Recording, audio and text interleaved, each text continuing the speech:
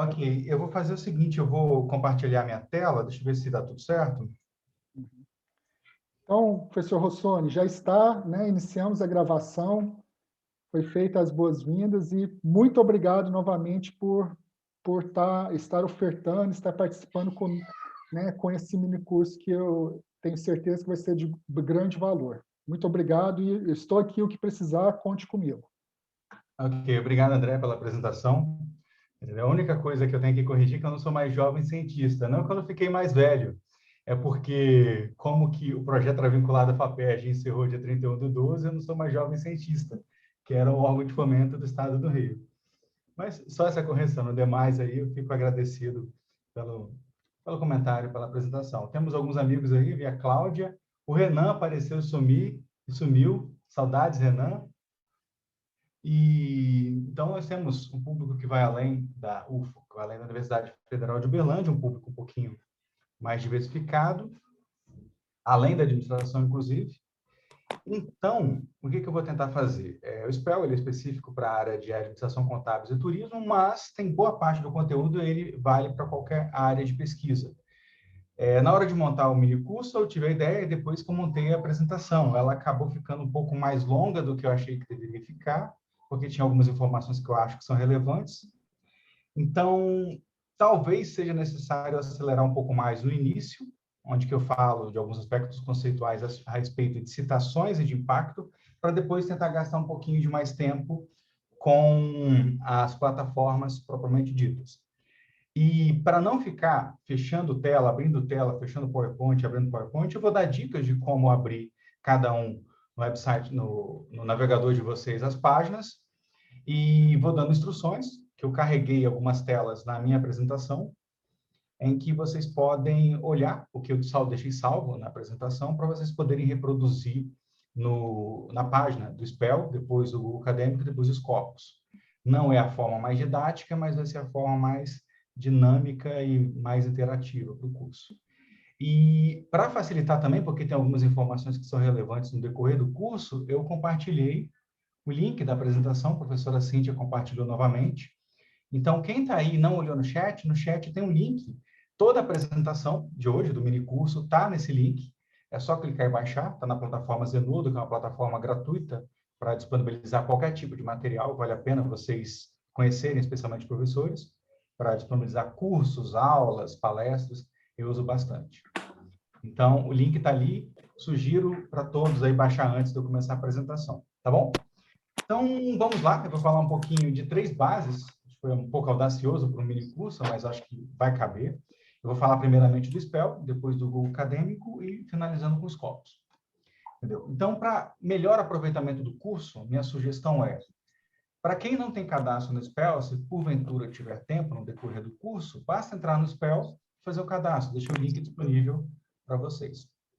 O Google Acadêmico, qualquer pessoa também pode utilizar, assim como o SPEL, mas algumas funções, elas só estão disponíveis, assim como no SPEL, para quem tem uma conta Google e vinculada ao Google Acadêmico.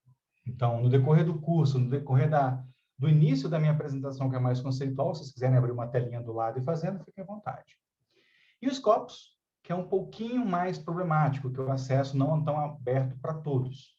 Os Scopus, qualquer um pode ter uma conta, mas algumas funcionalidades elas só estão disponíveis para instituições que pagam ou por alguma razão têm acesso aos Scopus, ou quem é da rede federada, que tem acesso pleno ao periódico CAPES, consegue acessar os Scopus em todas as suas funcionalidades.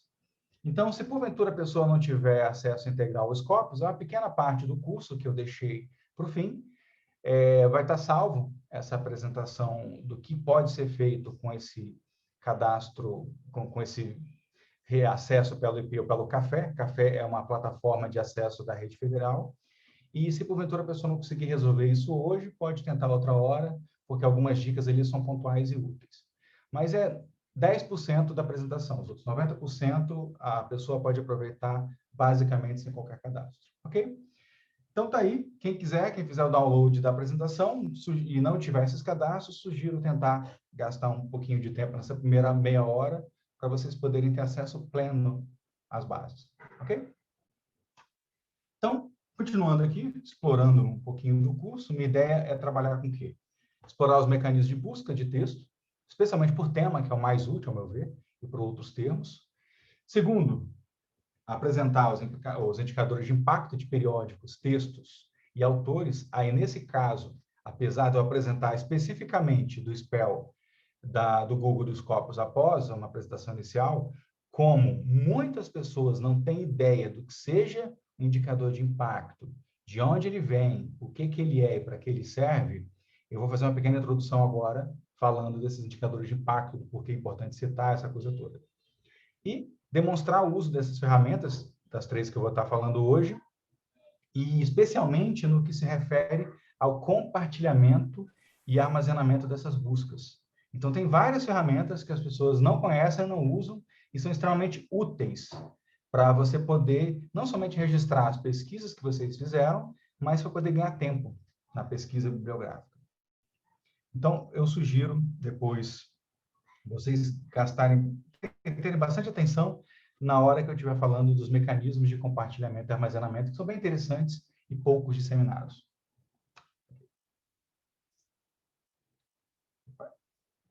Então, vamos lá. Primeiro, por que o SPEL, por que o Google e por que o Scopus?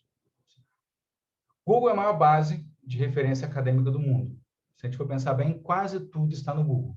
Em termos de abrangência, disparadamente é a base mais abrangente.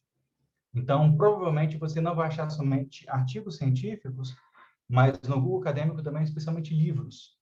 O Google ele faz uma boa contagem e um bom vínculo com conteúdo de livros. Inclusive, há vários livros que você tem conteúdo online em que você consegue verificar trechos no próprio Google. Então, em termos de livros, além dos artigos, que normalmente é o que mais tocamos nessas bases, o Google é extremamente flexível. E só esse gráfico aqui para deixar mais ou menos claro, esse gráfico aqui é onde os professores da área de administração, contabilidade e turismo publicam. Então, a gente pega aqui os artigos que a área publica no Brasil, 51% são de artigos que estão no Google.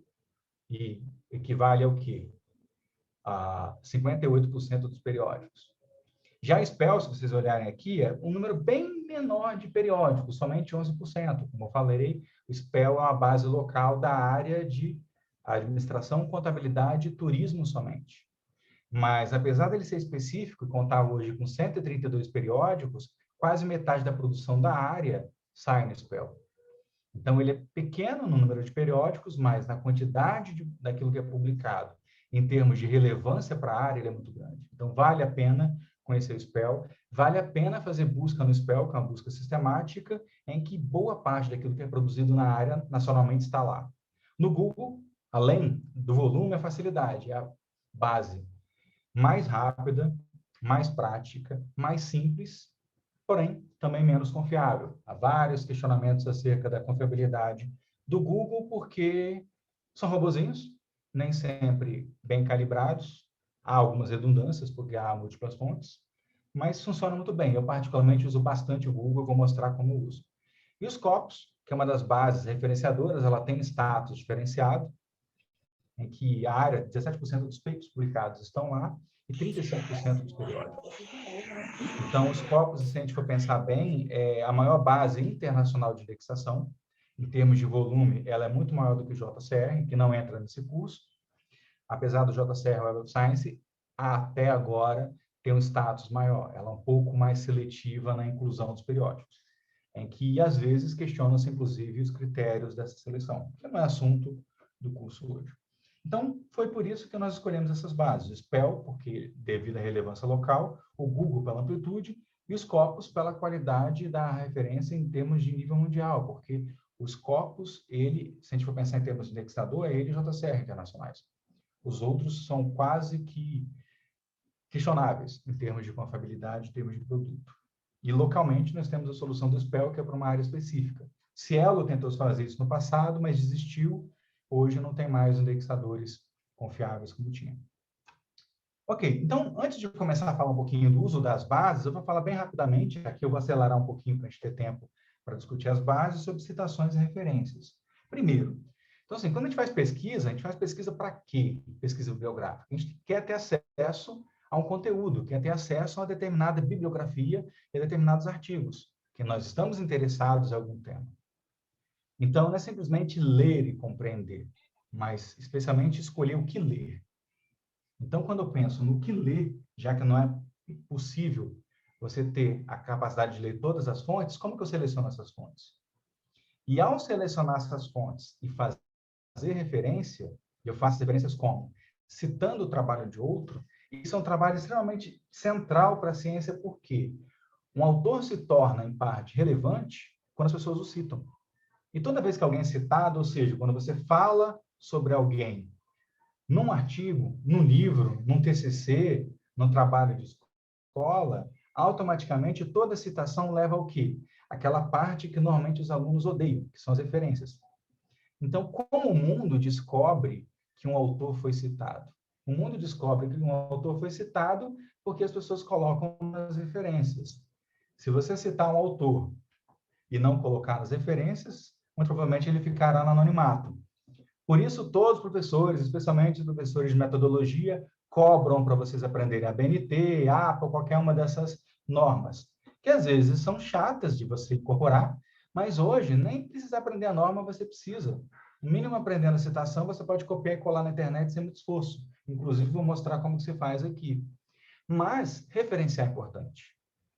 Você tem que reconhecer o trabalho do outro.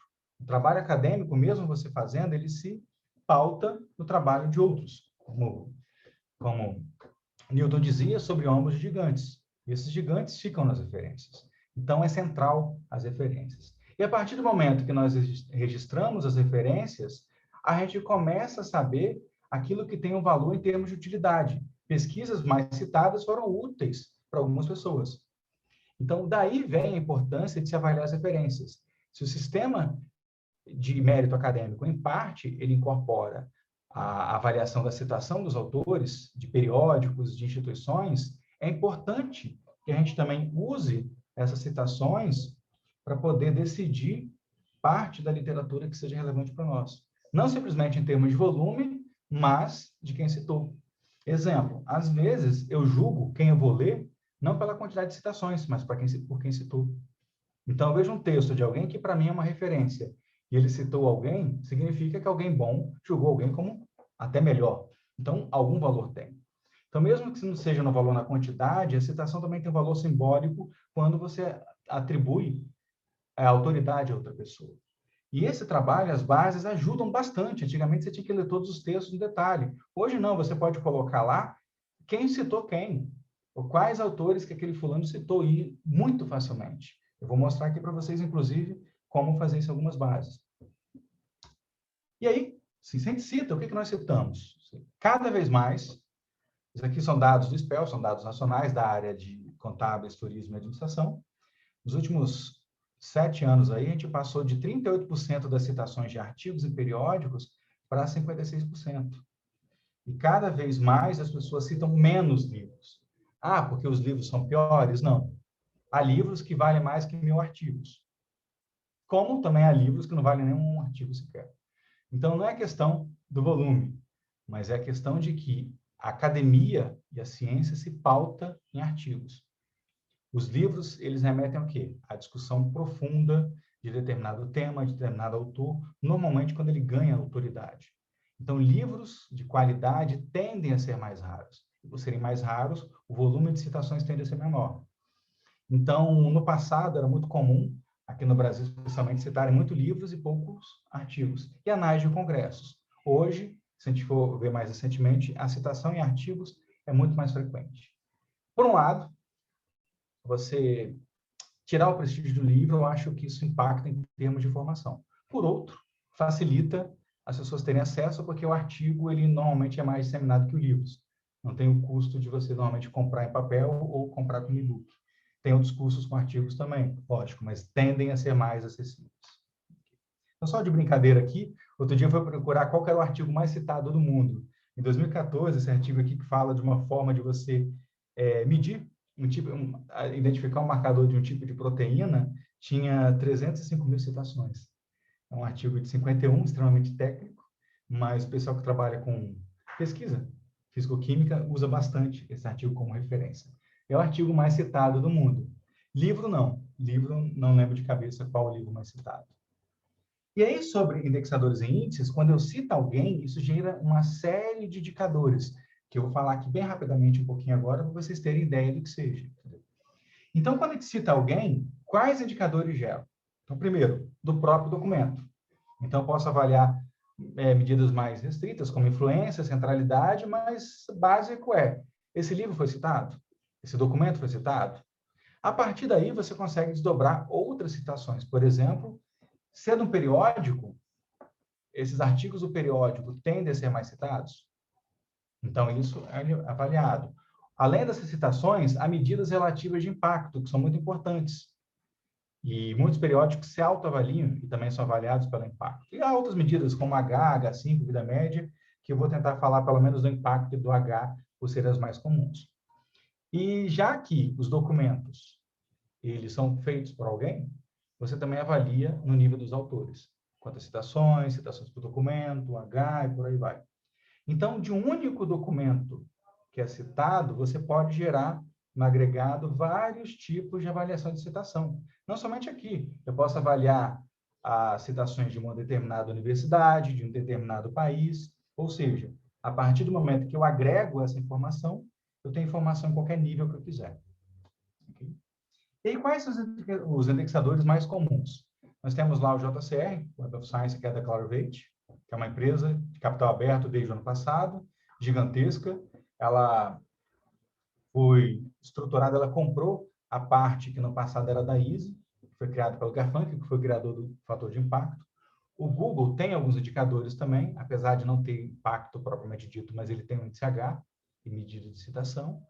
O Scopus, que cresceu muito nos últimos anos, inclusive em volume de periódicos incorporados, ele tem uma medida própria hoje, que ele chama de Site Score, que eu vou mostrar para vocês, que é bem intuitiva, bem na lógica do fator de impacto. E localmente nós temos o SPEL. O SPEL ele faz algo muito similar ao impacto da Web of Science, do Clarivate, só que olhando para a administração, contabilidade e turismo. Algo que o Scopus também faz, mas desde o ano passado ele mudou um pouquinho só a forma de calcular, bem pouquinho, que eu mostro para vocês. E aí, só colocando os 4 aí, do Clarivate, o mais importante é o fator de impacto, dentro do Journal Citation Reports. O Scopus tinha o H, que era o mais famoso, só que o H, depois eu comento, ele tem várias limitações para periódicos. Por isso, as pesquisas e a área da CAPES vem focando mais no site score. O SPEL tem citações por documento, que é muito parecido com o fator de impacto, também tem o H-index e outras medidas. E o Google tem citações, o H-index, o H5, o I10, que depois eu mostro rapidinho. Okay? E aí vai a parte que a maioria das pessoas batem muita cabeça. O que é o fator de impacto? O fator de impacto nada mais é do que a medida relativa. Então, assim, se eu sou péssimo em cálculo, minha memória matemática é horrível, lembra o seguinte, o que é um indicador de impacto que normalmente a gente vê no JCR e no Site Score? É uma medida relativa. Eu divido citações pelo quê? Pelo número de documentos publicados. Basicamente é isso. Independentemente da janela, da forma de calcular, a lógica é essa. Por exemplo, o Site Score, que mudou isso no ano passado, inclusive. O Site Score, ele pega, por exemplo, em 2020, tudo aquilo que foi citado em 2019, 2018, 2017, 2016 de um periódico, por exemplo, a Revista de Administração de Empresas brasileira que está lá, e divide pelo quê? Pelo total de artigos publicados dentro do mesmo período da RAI. Então, suponhamos que nesses 4 anos, a RAI teve arredondado 50 citações por ano. Então, 50 vezes 4 é 200 citações nesse período de 4 anos. Se a RAI publicou 100 artigos, 200 dividido por 100 vai dar quantos? 2. Um site score de 2. Então, quando você vê um site score de 2, significa o quê? Que para cada artigo, 2 citações, naquele período de 4 anos. Essa é a lógica do site score, que é recente, eles mudaram no ano passado, e ela saiu de inspiração do quê? Do que o Garfunkel criou nos anos 50, perdão. Só que o ISO começou nos anos 60. O que o Web of Science faz e o SPEL faz a mesma coisa? Por exemplo, o ano de 2020, entendeu? Ele olha lá, pega o volume daquilo que foi publicado em 2019 e olha no ano de 2019 o quê? o que foi citado dos 2 anos anteriores, o que foi citado de 2018 e o que foi citado de 2017. E divide pelo quê? Pelo total de artigos publicados. Então, nesse caso, a RAI também, Revista de Administração de Empresa, entendeu? Se em 2019 ela teve 100 artigos citados em 2018 e 2017, no seu total, e nesse período ela publicou 50 artigos, para arredondar, qual foi o JCR dela aqui? 2 também. 100 dividido por 50, 2. Vai ser exato desse jeito, comparando? Não. Só fiz aqui para deixar mais claro. A ideia é o quê? Tanto o Site Score, como o Impact Factor, como o SPEL, quando eu olho o fator de impacto, é uma medida relativa. É a média de citações por artigo. Essa é a ideia da maior parte dos índices de fator de impacto. Por que isso é importante? E por que eu estou falando isso agora? Se vocês não entenderem isso agora, lá para frente, quando eu falar isso no curso, vai virar caixa preta. Ah, não entendi ainda? Posso reforçar depois. Mas é basicamente um númerozinho que representa citação média. Média em relação ao quê? Número de citações dividido pelo número de artigos publicados. Então, só para termos de exemplo aqui, ó, isso aqui é um gráfico com todas as áreas que estão no Web of Science. Management, que é a nossa área, em 2018, a média era de 2,98. O que significa isso? Para cada artigo publicado, no JCR lá, nos 2 anos anteriores, qual era a média de citações por artigo? 2,98. Então, é isso que esse número significa. Então, quanto maior esse número, maior o quê? Maior o número de citações por artigo. Então, há alguns periódicos que atraem muitas citações. Não significa que são os melhores, mas são aqueles que, naquele momento, para aquela comunidade, que pode ser maior ou menor, isso influencia bastante, eles têm algum apelo. Entendeu? Então, há alguma razão das pessoas estarem citando.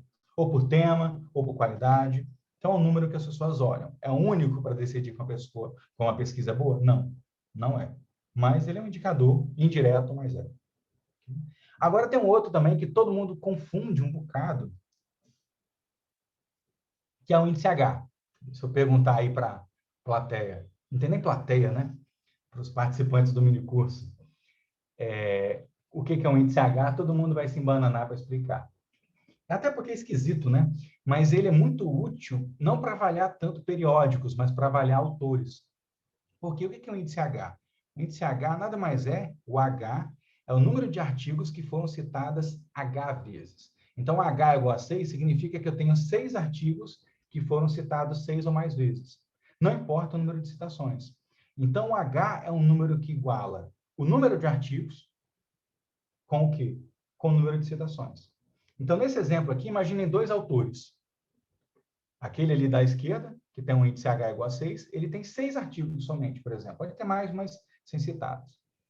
Cada um deles recebeu quantas citações? 6. E ali eu ordenei para os mais citados. Então, se esse indivíduo tem 6 artigos que foram citados 6 vezes, qual o H dele? 6. Aí tem aquele indivíduo que publicou a melhor obra da vida dele, nunca mais conseguiu publicar algo tão bom. O primeiro artigo foi citado 100.000 vezes. O segundo, 5. O terceiro, 5. O quarto, 5. O quinto, 5.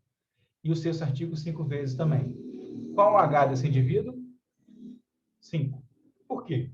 Porque ele só tem 5 artigos que foram citados 5 ou mais vezes. Então, mesmo esse segundo sujeito tendo 16.000... Este é um resultado que... Meu Google me ouviu e começou a falar comigo aqui. Mesmo esse sujeito tendo 16.671 citações em média, entendeu? E aquele outro somente 6, o H dele é maior. Isso acontece com muita frequência? Não, é só um exagero que eu estou querendo mostrar. Mas o H, ele tende a ser uma medida mais estável, porque às vezes o indivíduo fez um único artigo na vida, por algum acidente foi extremamente citado. Isso não mostra a produtividade ou a dedicação à carreira do indivíduo. O H aproxima um pouco mais. Então, o H, para o pesquisador, ele tende a ser uma medida mais usada. Alguns periódicos usam, mas eu, particularmente, para periódicos, eu acho que é complicado. Por exemplo, se o periódico publica muito, o H index dele vai ser grande. A PLOS ON, por exemplo, chegou um momento que ela publicava 30.000 artigos por ano. Tem 6.000 editores. Então, se o H dela for pequeno, é porque é uma porcaria. E não é. O H dela é gigantesco, eu nem sei qual que é. Mas como ela publica muito, o H dela tende a ser grande. Então, nesses casos, para o periódico, como não é uma entidade física ser humano, não é um índice muito adequado, e quando o Irish criou, não criou para periódicos, criou pensando em seres humanos, pesquisadores. Ok? Então, essa introdução quis fazer só para vocês terem uma ideia do que são os fatores de impacto, do que são esses indicadores, e agora eu vou falar, provavelmente dito, das bases. Então, do SPEL, quem quiser acompanhar dentro do SPEL, acho que até sugiro abrir uma telinha do lado, pode deixar a minha apresentação de um lado e o SPEL do outro.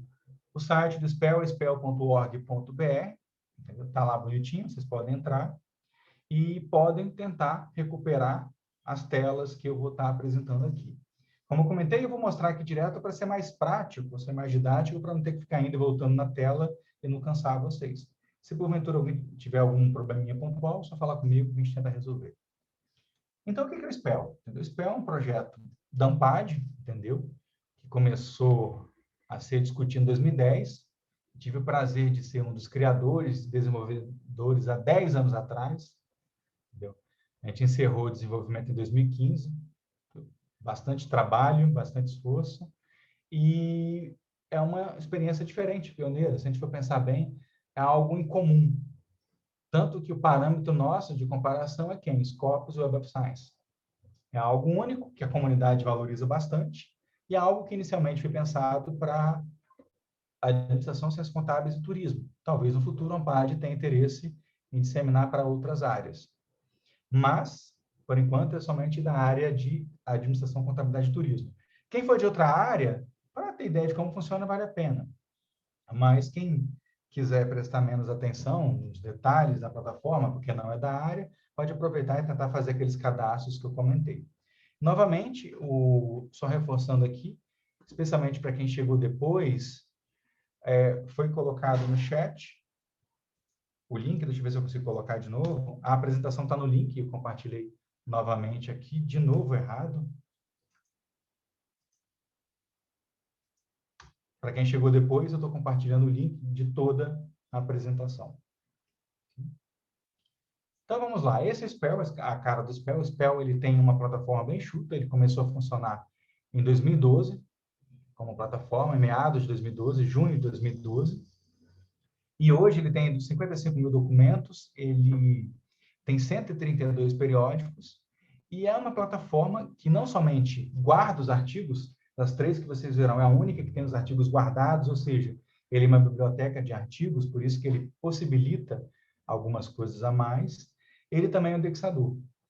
Então, se a gente for pensar no mundo, é extremamente raro uma base indexador ao mesmo tempo. O Cielo também funcionava assim, só que o indexador da Cielo ela passou para a Web of Science. Mas eu não conheço nenhuma outra, além do SPEL e do Cielo, que tinha essa lógica de ser repositório e indexadores. É dali que talvez tenha no futuro a intenção de fazer isso, mas por enquanto não. E no SPEL, como funciona? Nós temos algumas abas. Lá em cima, se vocês forem ver, tem a aba principal e tem mais 3 ali, que é o periódicos, perfil de autores e impacto. E para quem quer fazer cadastro, quem já tem é só fazer o login aqui na parte de cima. Quem quiser fazer o cadastro, basta também entrar ali somente na parte superior direita, fazer o cadastro. Inclusive, quem tem artigos publicados no SPEL, vale a pena fazer o cadastro, que você consegue vincular aquilo que foi produzido no SPEL com seu cadastro. E nessa minha pasta, você pode salvar algumas coisinhas também, que eu mais para frente eu comento para vocês. Aí, como funciona o SPEL? Clicando na aba periódicos, você tem o quê? A listagem de todos os periódicos da base. São 132 periódicos. Eles têm uma lista bonitinho lá que ele mostra, além de qual periódico e de qual registro, ele fala o número de citações, o número de acessos, de downloads, de documentos e o H desse periódico também, que é o índice cumulativo. Então, quem já tiver no SPEL ali clicar periódicos, vocês podem procurar o periódico que vocês têm interesse e é extremamente simples. E essa busca de periódicos, ela tem uma aba inferior à direita que é específica para ela, que ali você pode localizar o periódico que você quiser, ok? Continuando, aqui eu cliquei, por exemplo, digitei aqui na aba buscar Recadem, quem quiser tentar escrever Recadem, igual está aqui, vai chegar uma página igual essa. Todo periódico no Spell tem uma página. Esse aqui, no caso, né, coincidentemente, eu fiz porque eu sou editor desse periódico, entendeu? Então, a RKDM está no Spell. Então, tudo aquilo que é publicado na RKDM está disponível ali. Inclusive, no Spell, além de falar de citações, índice H, essa coisa toda, ele lista também aqueles que são mais citados, mais acessados, ou seja, tem um conteúdo informativo que vale para a comunidade, que é de relevância. E, na terceira aba superior, além de periódicos, nós temos uma aba que é o perfil dos autores. Todos os autores do Spell estão ali? Não. Somente aqueles que se cadastraram e tiveram interesse de exibir publicamente o seu nome. Mas ali, hoje, nós temos 1.500, pelo menos até na hora que eu peguei isso aqui, 1.534 autores cadastrados em que vocês têm acesso ao perfil de cada um deles. Então, por exemplo, eu sou autor, coloquei lá meu nome, Luciano Rossoni. Vocês podem colocar lá o meu nome, se vocês quiserem, com o site do Spell aberto. Ou pode colocar o nome de vocês, se vocês tiverem publicação no Spell, em que ele vai buscar cada autor individualmente. Então, aqui no caso, está lá o Luciano Rossoni, sou eu, meu perfil lá no Spell. Foi o primeiro perfil, foi criado há 6 anos atrás, quando eu trabalhava no Spell com isso. Então, eu tive o prazer de colocar o primeiro nome, entendeu? Agora eles começaram a leiloar essas coisas. Esses dias, o primeiro Twitter disparado foi leiloado por $25 milhões. Se eu soubesse, eu tinha tentado disparar o primeiro Facebook também. Primeira publicação no Facebook. Estava valendo uma fortuna. Então, aqui no caso, tem algumas informações do autor, de citações, acessos, número de documentos que tem, citação por documento. O índice H, igual aqui o índice H do Luciano 13. Significa o quê? Que eu, no Spell, eu tenho 13 artigos que foram citados 13 vezes ou mais. Então, por isso que está aparecendo esse H. É um índice cumulativo. Tem uma citação, mas o H é 13. O H tende a ser menor. E aí, se vocês clicarem no meu nome, ou no nome de vocês, ou no nome do pesquisador que vocês colocaram, aparece um perfil. Então, quem alimenta esse perfil, essas informações básicas, são os pesquisadores. Inclusive, para quem é da área de administração, contabilidade e turismo, se tiver professores, provavelmente a Sucupira pediu perfil do Spell, perfil no Scopus, perfil no Google Acadêmico, para quê? A área está querendo saber um pouquinho sobre o impacto, não está cobrando somente se os professores estão escrevendo, mas também está querendo saber se alguém está lendo e alguém está citando. Então, por isso, a preocupação da área do impacto. E lá no fim do perfil também, o Spell, ele gera uma redezinha de colaboradores. Então, aquelas pessoas que trabalharam contigo nos artigos que estão no Spell, ele monta uma redinha. Os azuis são os laços diretos e os cinzas são os laços indiretos, aqueles que você não teve uma produção direta. Então, são ferramentinhas para explorar que o Spell tem e que algumas pessoas desconhecem. Às vezes copiam somente texto. Ok? Aí vamos uma parte útil para o usuário, só para comentar aqui rapidamente, porque tem gente que não sabe que tem isso, a utilidade disso, que é o cadastro de usuários e autores no Spell. Entendeu? Então, toda vez que você faz um cadastro, depois que ele está efetivado, você tem várias abas. No perfil, que são dados privados, viu? Alterar a senha somente quando você tem interesse em alterar a senha. Algumas preferências. Nessas preferências, você pode colocar alertas, você quer que mantenha o histórico de busca quando você faz logado, a quantidade de resultados da página, igual, por exemplo, quando eu faço um resultado na página, por mim fica 500 por página, ou 100. Agora, com a internet boa, não tem esse problema. Mas no passado, a coisa que mais me aborrecia era abrir uma página com 10 resultados e ter que ficar clicando o tempo inteiro para passar de página em página. Então, para evitar isso, Spell, você tem cadastro, você pode configurar como que é exibido. Se você é autor, você pode se marcar como autor, inclusive identificar a grafia. Por quê? Quando alguém coloca o seu nome no artigo, especialmente que o primeiro autor foi o aluno, aí ficou com raiva de você que você foi muito exigente na orientação, ele vai lá e erra o seu nome só de brincadeira, para fazer você ficar chateado. Aí, se porventura o seu nome tiver 35 grafias diferentes na citação, você pode selecionar as 35 grafias diferentes e achar a sua produção. Feito isso, ela vai aparecer e vai consolidar toda a sua produção. E ali também tem histórico de busca, que até eu uso pouco. A minha produção é importante. Depois que você tem um cadastro como autor, você pode marcar aquilo que é seu, ou seja, apontar lá para aparecer nos seus indicadores. Então, esse tipo de cadastro, especialmente para quem é professor e mestrando e doutorando, é relevante. Agora, para quem simplesmente está fazendo busca de referência, não publicou ainda, não quer publicar tão cedo, talvez seja menos. Okay? E aí vai na parte operacional mesmo, aquela de fazer busca, que vão entrar na busca avançada, que os exemplos aqui também valem para a busca simples. O Spell, se a gente for olhar bem, na hora que você entra, ele tem uma aba de busca, e se você clicar no botão à direita, ou uma aba cinzenta no meio dela, ela tem uma opção que expande os rótulos de busca para você ter mais opções. Que a gente chama isso de busca avançada. O que tem ali adicional? Além de você poder utilizar vários termos, igual aqui, por exemplo, eu coloquei o termo lógica para tipo de documento. Quem quiser fazer igual a mim, pode fazer usando o Spell.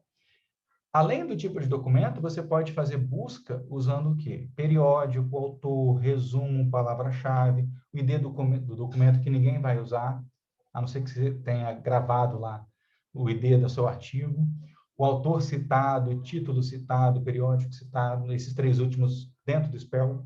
Então, você tem vários campos, e esses campos são expandíveis, inclusive usando indicadores, operadores booleanos, e, ou. Então, você pode fazer várias combinações de busca de termo para poder fazer uma busca de acordo com o seu interesse. Então, aqui nesse exemplo aqui, eu estava interessado em saber aqueles títulos de artigos que tinham a palavra lógica e institucional ao mesmo tempo. Então, eu fiz uma combinação para buscar esses dois termos. E aí, só para efeito de comparação, eu coloquei o período de janeiro de 1990 até dezembro de 2021. Vocês podem colocar a data que vocês tiverem interesse. Eu pedi somente para artigo da área de administração em português. Só para vocês terem uma ideia. E aqui tem uma outra coisa também que é interessante, especialmente para quem estiver assistindo a palestra, que é professor. Às vezes tem aquela aula que você fala, poxa, o que eu vou fazer com essa aula semana que vem? Então, normalmente você tenta articular o conteúdo com casos de ensino. No Spell tem, se não for centenas, tem milhares de casos de ensino que são publicados pelos periódicos e você pode fazer busca exatamente ali. Então, você pode procurar por marketing, estratégia, recursos humanos e tentar verificar quais são os casos de ensino que tem no Spell de acordo com o tema que você tem. É ótimo. Vai ser catando por aí um monte de casos de ensino, é extremamente útil. Então, aí, continuando, se nesse caso aqui, se alguém está dentro do Spell e colocou exatamente esses termos que estão aqui, se fizer uma busca, vai dar um resultado igual a esse que vocês estão vendo aqui. À esquerda, ele coloca ali pesquisa atual para o título lógica e título institucional. Ele achou quantos resultados? 14 resultados. Ele lista os artigos. Então, o que ele fez? A partir dos termos que você colocou, ele te dá uma lista de artigos, em que essa lista você pode selecionar para salvar para o seu uso, pode ler. E a vantagem aqui no nosso caso, que eu acho que é interessante, como pesquisador, é que no Spell, já na listagem, ele permite você baixar o PDF. Já na listagem, se você clicar ali e ver resumo, você vê resumo. Se você quiser expandir para todos para ver o resumo, você consegue expandir. Ou seja, a ideia na época era ter uma ferramenta que facilitasse o quê? A visualização. Então, se você não quiser olhar com detalhes todos os artigos e não quiser salvar todos, você pode estar salvando por aqui. Então, a ideia era essa. E aí tem algumas funcionalidades interessantes. À esquerda, você tem vários filtros. Você pode filtrar pelo autor do texto, você pode filtrar pelo periódico por ano. Ou seja, depois da busca efetuada, você pode fazer alguns filtros. Você pode fazer algumas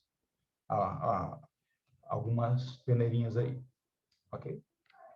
Então, isso aqui, normalmente, a maior parte das pessoas não tem dificuldade. Pesquisar, você pode salvar os termos para fazer uma busca mais sistemática, especialmente aquelas pessoas que fazem revisão sistemática. Essas ferramentas são muito, muito úteis. Mas tem um conjunto de ferramentas, que é o Spellwitch, que vale a pena, que facilita muito o trabalho do pesquisador, do professor e do aluno, que é o compartilhar e salvar. E aí, onde fica isso? Toda vez que você salva ou marca um conjunto de artigos, a partir do momento que está marcado, você pode usar um menu à direita do Spell, que é o Spellwitch, que tem essas várias funções e cada uma delas tem a sua utilidade e pode ser bem útil para quem for pesquisador e quem estiver fazendo a sua busca bibliográfica. Então, deixei aqui, mais ou menos, só para vocês terem ideia, o menu ali da esquerda. Então, nesse menu, o que a gente tem? Se eu clicar, selecionar os artigos e clicar no download, o que ele faz? Ele faz uma coisa que todo pesquisador quer e pouquíssimas bases fazem. Você clicou nesse botão, ele vai pegar todos os artigos em PDF e vai colocar na pasta zip. Pronto, problema resolvido. Então, você vai lá, guarda a sua pastinha, vai estar informado autor, ano e parte do título. Ah, mas eu não quero fazer isso. Existe uma outra opção também chamada enviar e-mail. Até coloquei na tela ali. Você pode enviar para o seu e-mail, para o e-mail dos seus orientandos, para o e-mail dos seus amigos, para qualquer pessoa. Inclusive, você pode selecionar se vai anexar os textos ou não. Colocou e-mail, clicou em enviar, está na sua caixa de e-mail, está na caixa de e-mail de alguém, os artigos selecionados. Terceira opção ali é imprimir. Ele gera uma página em formato de impressão da busca. Não é tão útil, mas para quem gosta de guardar PDF de busca, é uma alternativa, entendeu? Ele tem ali como quarto item o Add Minha Pasta. O que ele faz? Adicionar na minha pasta, ele adiciona e salva isso na pasta temporária mesmo. Esse salvar busca, eu gosto muito, especialmente que eu esqueço como que eu fiz algumas buscas, entendeu? Ele salva no seu histórico os termos que você usou na busca. Então, se você fez 10 pesquisas diferentes a partir do momento que você está logado, ele vai salvar todos os termos. Isso é muito bom, por exemplo, você está fazendo uma revisão sistemática. Você fez uma hierarquia de busca com 10 itens, isso fica salvo. Você pode copiar isso e colar na sua referência, inclusive. Então, você pode falar lá para o revisor de onde você tirou os artigos. Ele vai mostrar exatamente quais foram os termos de busca que você usou. No Google, é um pouquinho mais difícil fazer isso. No Scopus tem uma ferramenta muito boa. No Spell, também fazemos com a nossa base. Tem esse aqui também, compartilhar busca. Ele é útil para compartilhar em redes sociais, quando eu quero twittar uma busca, aquela coisa toda. E tem o exportar, que ele usa exportar para aplicativos de gestão de referências. Então, eu uso EndNotes, eu uso Mendeley, eu posso exportar isso em formatos de EndNotes e de Mendeley para poder trabalhar com referências. Além disso, então, se vocês forem olhar, toda vez que vocês clicam no artigo do Spell, lá abaixo aparece, como citar na APA, como citar na BNT. Então, esses formatos de citação sempre estão lá logo para cada artigo. Então, eu não sei a norma BNT. Copia aqui e cola na referência do seu artigo, desde que você citou direitinho, a referência está lá. Então, tem essa utilidade também. Ok? E aí, uma outra coisinha que tem no Spell também, que é a parte que avalia os periódicos, que é a questão do impacto dos periódicos. Então, há vários indicadores demográficos, como acesso, downloads, que vocês viram.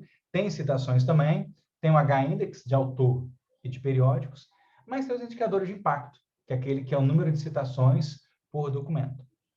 Então, aqui, por exemplo, se vocês clicarem na aba superior, a quarta aba no Spell, lá em cima, para quem está com o Spell aberto, é a quarta aba, você tem uma listagem, ano a ano, de 2019 até 2010, você pode ordenar por várias formas, que tem indicadores de impacto para o periódico. 2 anos sem autocitações, 5 anos sem autocitações, imediatismo, taxa de autocitação e por aí vai. Impacto, qualquer um deles aqui, imediatismo inclusive, ele sempre é relativo. É o número de citações dividido pelo número de artigos publicados no período. Já a taxa de autocitação é um negócio interessante, por quê? Da onde vêm as citações desse artigo? Desse periódico, perdão. Nesse caso aqui, da RAC, somente 4,5% vem dela. Tem periódico que já tomou puxão de orelha internacionalmente, porque quase 80% das citações eram de quem? Do próprio periódico. Então, alguns avaliadores, alguns indexadores questionam por que somente pessoas do próprio periódico o citam. ou uma área muito específica, ou talvez algum problema de, entre aspas, manipulação para tentar fazer o periódico mais citado, que é algo, inclusive, questionado eticamente. Normalmente, um periódico não pode obrigar nem induzir que os autores citem artigos do próprio periódico. E aí, para quem quiser, vocês podem clicar no periódico que vocês quiserem, que esses indicadores estão detalhados. Aqui, por exemplo, tem da revista que eu sou editor, RKDM. Ano passado foi a sexta mais citada, Impacto 2 anos sem autocitação. E essa interrogação que vocês veem, ela mostra, inclusive, como que esses cálculos são feitos. No detalhamento, quem tiver dúvida ou quem for escrever sobre, pode usar essas explicações. Então, tem informações ali que são mais detalhadas, a mais do que essas, que quem quiser conhecer um pouquinho mais, fica fácil de conhecer. Só voltando aqui também, para quem gosta de fazer pesquisa, todos esses anos, todos esses indicadores de impacto, você pode baixar em planilha Excel. Então, baixou, guardou, pode brincar com elas bonitinho. Eu já fiz paper usando esses dados, inclusive, agregando, comparando antes e depois. Tem coisa escrita, editorial escrito, usando esses dados aqui. Entendeu? Então, gente, sobre Spell, era isso. Entendeu? Se vocês tiverem alguma pergunta, alguma pontuação, quiserem falar agora, o momento é esse. Porque depois eu avanço para o Google e para os Scopus. Alguém tem alguma dúvida, alguma pergunta? Rossoni, tem algumas perguntas no chat aí. Você quer que eu faça para você? Deixa eu ver aqui, porque eu acho que o Quando você está na apresentação, você não enxerga lá. Peraí, deixa eu ver aqui.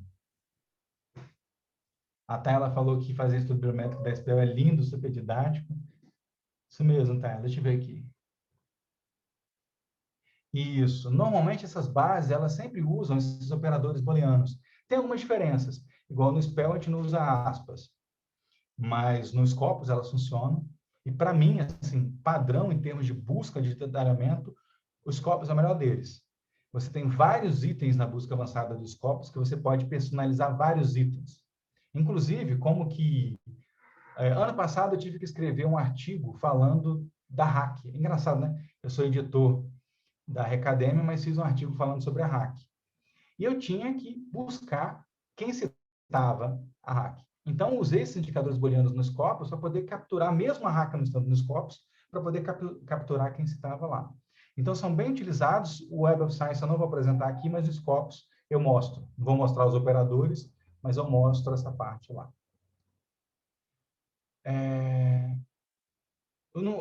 A Tayla perguntou se tem vínculo com o Mendeley. O Mendeley, eu não sei se ele já reconhece, porque ele tem a ferramenta de reconhecimento da citação, Tayla.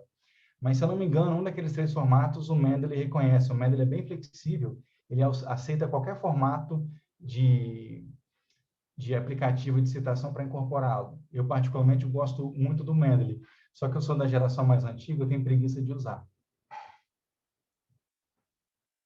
Deixa eu ver aqui. Aí no caso, a Juliana perguntou a diferença de pesquisar estudos com cadastro e sem cadastro. O resultado vai ser igualzinho. A diferença é quando você tem cadastro, você consegue fazer algumas coisas mais rapidamente, salvar as buscas, entendeu? O cadastro é bem simples, mas se você não quiser fazer, não é obrigado também não, tá bom, Juliana? Tem alguma pergunta aqui que eu perdi? Deixa eu ver aqui. A apresentação vai ser disponibilizada? Sim, a gente está compartilhando aqui. Mais alguma pergunta, gente? Posso prosseguir? Posso, então, né? Bom, eu consegui fazer essa parte da apresentação em tempo recorde, eu achei que ia demorar mais, então já consigo respirar. As outras 2 partes são mais condensadas, fica mais fácil. Então, aqui vamos para o Google Acadêmico. Aí, se vocês forem perguntar, Luciano, qual que você mais usa hoje no Google Acadêmico? Por quê? Porque, além de ser rápido, e o que eu estudo já está bem específico na minha cabeça, e não vai ter muita gente que vai fugir daquilo que eu estou pesquisando, e quando acabam saindo algum termo, o Google me avisa, ele resolve boa parte dos meus problemas. Então, o Google Acadêmico ele tem várias ferramentas, apesar das limitações em termos de impacto, ele tem várias ferramentas e facilita muito a vida do pesquisador. Eu, particularmente, uso todo dia. Uso até mais do que o Spell, do que os Scopus. Por quê? Porque é rápido e prático. Então, vamos lá falar um pouquinho do Google Acadêmico. Entendeu? Primeiro, aqui no caso, para quem não precisa ter cadastro, mas quando você tem cadastro no Google, você tem um e-mail Google, não sei se pode ter cadastro no Google Acadêmico sem e-mail Google. Quando você tem e-mail Google, você tem aquelas opções ali que eu coloquei à direita, à esquerda. Meu perfil, minha biblioteca, especialmente, alertas, que é a parte mais maravilhosa para mim do Google Acadêmico, as métricas, que eu acho uma porcaria, tá falando, acho horrível, não funciona muito bem, porque a grande parte dos indexados dos periódicos estão fora, e como é um robô que te responde, dificilmente ele responde, não sei por quê. Tem a pesquisa avançada, que é legal vocês conhecerem, e as configurações, que é mais pessoal de vocês. Então, aqui é meu Google Acadêmico, ele já me mostra algumas sugestões. Algumas eu não entendo por que ele me dá de sugestão, algumas eu entendo a razão, entendeu? Igual, por exemplo, aqui, ó, Management Errors, não sei porque eles estão me dando essas sugestões, mas eles me dão. Para quem nunca usou muito, não tem essas sugestões. Aqui tem, no caso, a pesquisa avançada do Google Acadêmico. Para quem tem o perfil completo e clicar lá em cima, vai aparecer a opção pesquisa avançada. Então, nessa opção pesquisa avançada, se você quiser, por exemplo, eu coloquei um termo aqui, Institutional Logic, que é um tema que eu estudo há um tempo. Então, suponhamos que eu queira achar artigos que tenham essas palavras em qualquer lugar do artigo, no título, vocês podem fazer esse tipo de filtragem no Google, e eu quero artigos publicados pelo Friedman, que é o Roger Friedman. Então, eu quero um artigo somente dele. Aí, não importa o periódico, vocês podem selecionar o periódico ou periódicos, vocês podem selecionar a data. Essa busca avançada é bem útil, eu uso pouco, mas ela é útil quando você quer ser específico. E a partir do momento que você faz isso, o que ele te dá? Uma lista. Então, nesse caso aqui, do Roger Friedman, textos dele, que tem a palavra lógica institucional, eu achei 18 resultados. E aí é legal como que o Google organiza. À esquerda, ele coloca o momento que você quer, você pode especificar. Por exemplo, quando estou fazendo revisão de literatura num tema específico, às vezes eu quero saber os artigos dos últimos 5 anos, ou mais recentes. Eu vou lá e clico aqui desde 2017 e olho os mais recentes. Às vezes eu quero um período específico para saber a origem da coisa. Eu coloco o passado. Você pode mudar de classificar por relevância para classificar por data. Eu normalmente deixo por relevância. Você pode especificar idiomas, somente português. Se alguém aí falar javanês, pode colocar em javanês, a língua que vocês quiserem. E aí, se inclui patentes, como que não é minha praia, estudar patentes, eu só mantenho citações. E tem o criar alerta. O criar alerta é lindo, vou falar mais pra frente. Então, ele te dá o título, bonitinho, algumas informações, e quando ele tem o PDF disponível, ele coloca à direita. Isso é muito bom também. Então, às vezes, tá na Sage. Eu não tenho acesso. Mas em algum lugar do mundo, alguém colocou uma página aí do próprio autor, você pode ter acesso. E ele mostra as versões, artigos relacionados, quantas pessoas citaram, como, por exemplo, esse artigo aqui do Roger foi citado 164 vezes. E essa estrelinha, que é uma coisa legal, quando você tem um cadastro, você pode marcar. Quando você marca, ele coloca o quê? Na sua biblioteca. E aí eu mostro depois para vocês onde que fica essa biblioteca. É só marcar que ele vai salvando. E tem essa aqui, aquelas aspasinhas ali, você pode fazer o quê? Isso é legal. Quando você clica ali, o que acontece? Para esse paper, ele mostra como citar nesse formato, que eu não sei qual é, ABNT, que é NBR 6023, e APA. Inclusive, tem opções para vocês exportarem. Então, quando eu estou fazendo um paper, por que eu falo que eu uso muito o Google?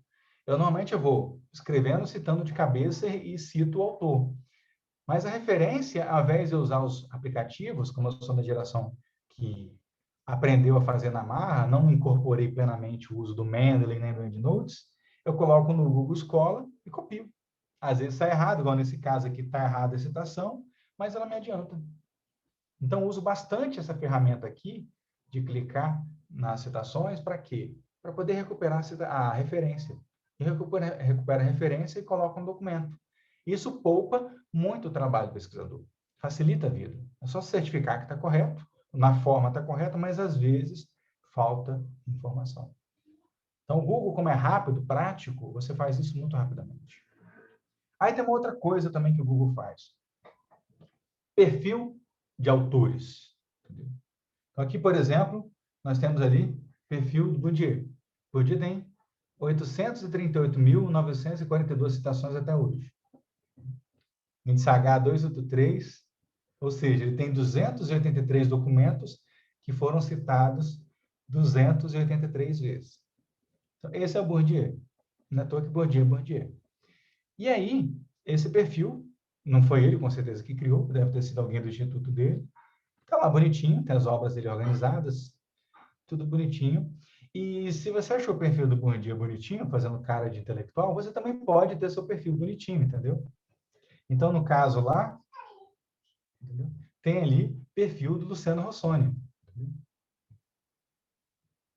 De terno, pode até ser candidato a deputado, sem barba, entendeu? Agora, ó, tá com camisa xadrez, de óculos e de barba. Olha como que a reputação deve ter caído nesses 10 anos depois da foto. Mas fora as brincadeiras, entendeu? Todo mundo que tem alguma coisa escrita, talvez que não tenha escrita, pode ter um perfil no Google Acadêmico. E você pode deixar público ou não.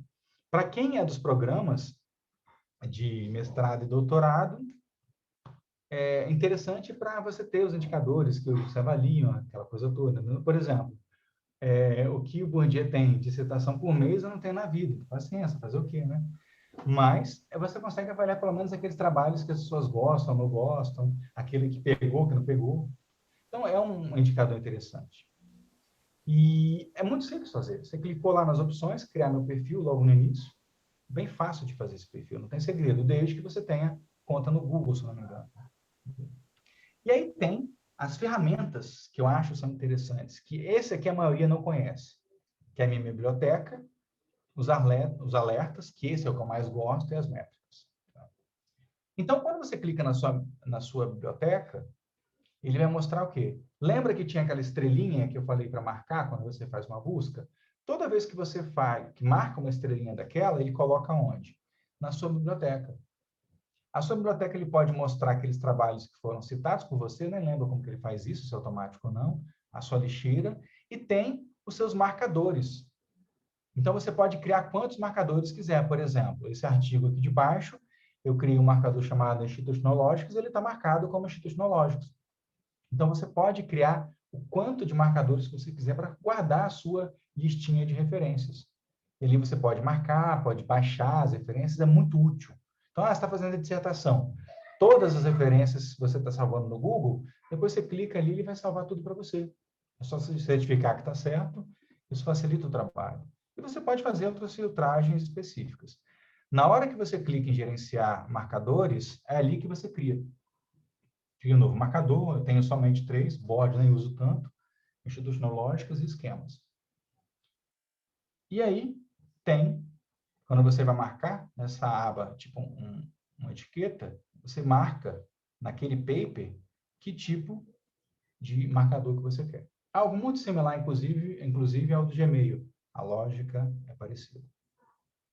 Além disso, essa é a parte mais legal. Naquela aba esquerda, vocês têm os alertas. Então, eu não lembro exatamente a frequência, mas semanalmente eu sempre recebo algumas listas, alguns e-mails do Google falando o que saiu de novo sobre o meu alerta. Então, por exemplo, aqui eu tenho um alerta do Klaus Weber, que não tem nada a ver com Max Weber. Toda vez que ele publica um artigo, sai lá. Quando sai um artigo do Luciano, para ele me avisar. Algo sobre Emotions e Organizations, juntos. Você tem até que melhorar esse rótulo que não está funcionando direito. Lógica institucional, de Steven Bulgari, da RKDM, quando sai algo novo, citação nova. E aqui tem o John Moore, que foi meu orientador de pós-doc, falecido. O Stephen Bayes, tem um pessoal aqui, entendeu? Ou seja, você pode criar alerta do que você quiser. E assim, ele chegou algo de novo, no termo que você colocou, vai chegar no seu e-mail, uma lista. Então, assim, qual a melhor forma de ficar atualizado se está saindo alguma coisa na sua área de estudo? automatizando. Então, o Google permite os alertas automatizar. Isso é muito bom. Isso ajuda muito a minha vida. E como que chega? Até coloquei aqui como que chega o e-mail, à direita. O e-mail chega assim bonitinho. Com link, você pode clicar, pode ver bonitinho. Então, muito prático de usar, muito simples. Realmente vale a pena. E aí tem a parte que eu acho menos útil, mas são as métricas dos periódicos. O único problema, como eu falei para vocês, é que o Google ele só registra isso, não é automatizado, você tem que mandar um e-mail pedindo. Só que não é um ser humano que acho que recebe, você recebe, está meio esculhambado isso. Eu pedi no meu periódico há mais de 2 anos, nunca chegou a resposta. E no Brasil tem várias que tem, não tem outro critério. A Mackenzie eu sei que tem, então eu coloquei aqui, ele dá alguns indicadores. Para quem é editor de periódico, você pode fazer um perfil como autor. Por exemplo, a RKDM tem um perfil de autor, mas ela não é autor, ela é periódico. Então, essa parte aqui, como o Google não cobra nada por isso, está um pouco aquém. Há um interesse do Google melhorar isso, mas como ela não sabe ainda como ganhar dinheiro com essa parte, ela está postergando novas ferramentas. Acho que alguém fez alguma pergunta? Deixa eu ver aqui no chat. Como incorporar um artigo publicado em livro no Google Acadêmico? Júnior, é o seguinte, se esse artigo tiver alguma parte eletrônica, talvez você consiga reconhecer lá no perfil. Vou até voltar lá para te mostrar. Mas você pode fazer inclusão manual também, tá? Deixa eu voltar aqui para mostrar para você.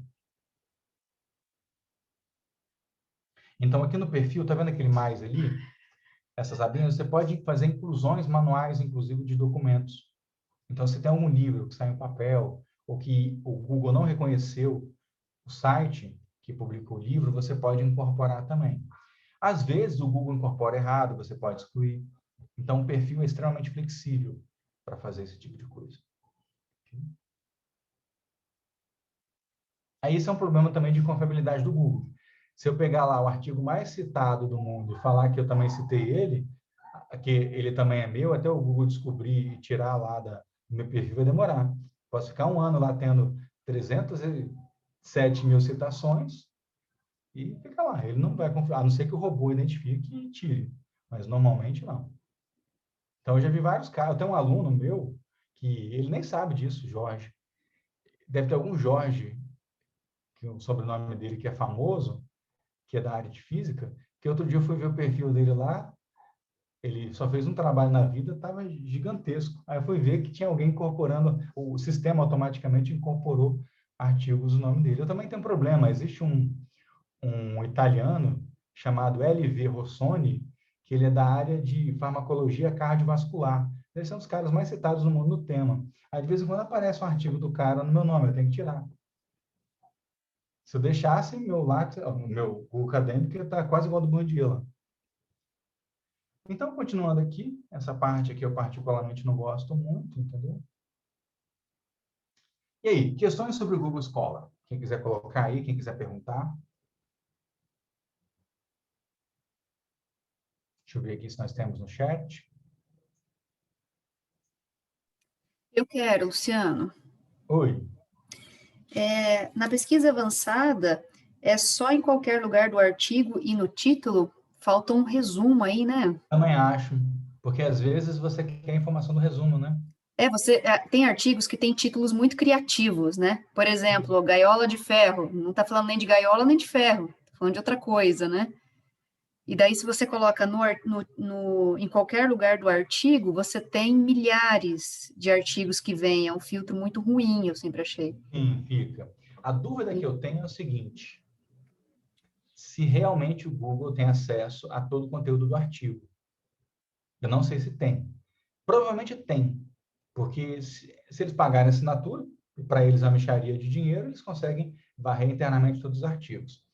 Mas são coisas importantíssimas, como palavra-chave, como resumo, autor você consegue identificar, periódico também. E como eu falei para vocês também, que eles ainda não avançaram muito porque eles ainda não aprenderam como monetizar isso daí.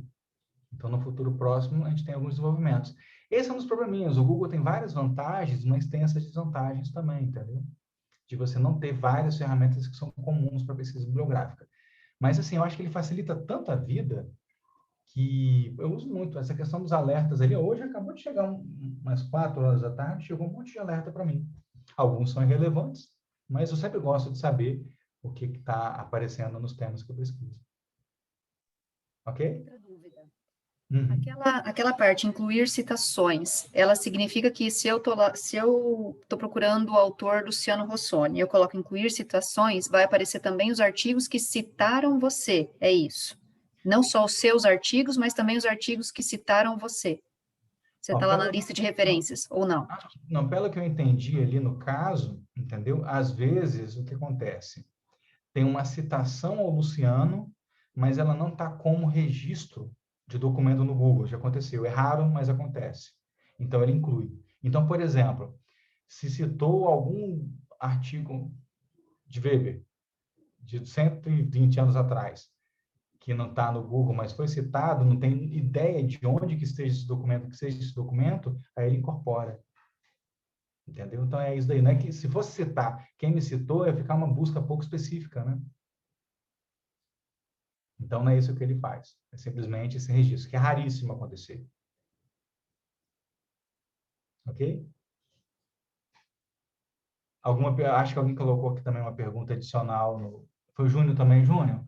Os artigos precisam ter DOI? Não. Qualquer tipo de fonte. Boa parte, por exemplo, artigos em congresso.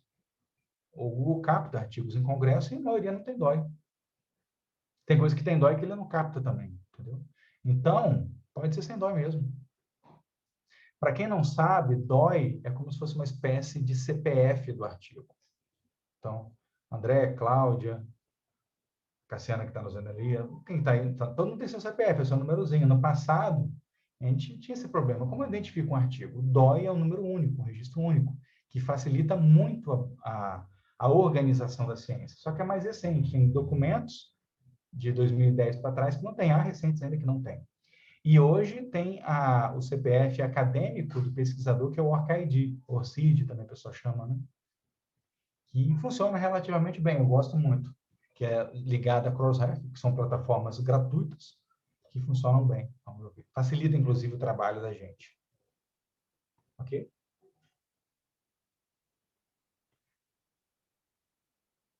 Érica, o negócio é o seguinte, é que você não vai ter em nenhuma dessas bases o Qualys, entendeu? Então, se você não tem Qualys, você não consegue classificar pelo Qualys. O único lugar que você conseguiria classificar pelo Qualys são nas bases que usam, assim, que tem a saída do Qualys, a Sucupira, aquela coisa toda, entendeu? Igual no Spell tem indicador do Qualys, mas a Ampad, na época, qual era a intenção? Era fazer uma exposição igual, não desigual. Então, eles não quiseram fazer o ranqueamento pelo Qualys para não gerar efeito Mateus, gerar vantagens cumulativas para aqueles que eram jamais citados. Então, a intenção da Ampad foi boa. Se a gente for olhar assim, dentro do Spell, o efeito Mateus reduziu. Ou seja, os mais citados não continuam sendo necessariamente os mais citados. Essa reta, ela baixou um pouquinho. Esse efeito Mateus diminuiu. Mas o que eu sei que o Scopus faz é classificar pelos quartis. Então, você pode colocar Q1, Q2, pode pegar os 10% mais citados. Então, o Scopus, ele tem mais filtros desse tipo. Ok? Alguma pergunta adicional? Ok, então vamos lá. Acho que a nossa última parte aqui da apresentação, que é sobre o Scopus. O Scopus é uma base da Elsevier, é uma base paga. Entendeu? Hoje, as universidades federais e alguns entes federais têm acesso, e algumas instituições privadas também, devido ao periódico CAPES. Então, se não fosse o acesso pelo periódico CAPES, muitas instituições de ensino não teriam. Fora disso, a gente consegue acessar algumas coisas que são bem úteis, mas a busca de textos não. Tanto que eu comentei para vocês, quem tiver e-mail UFO consegue acessar pelo café, quem tem cadastro na CAPES, que já foi bolsista, ou que já foi avaliador, também consegue. Então, tem algumas formas de você conseguir esse sistema na Café, que é uma comunidade integrada federal, que é bem útil. Eu uso, por exemplo, da CAPES, que já está salvo a senha, aí eu acabo usando por ela. E no meu caso, o Scopus nem preciso, porque quando eu já faço o login da minha conta, ele já sabe que eu estou dentro do sistema. Só que em tempos ele pergunta, entre algum lugar que eu sei que você tem algum vínculo com plataforma, com periódicos CAPES ou com alguma instituição federal, para eu saber que você é você, que você não sumiu, por aí vai.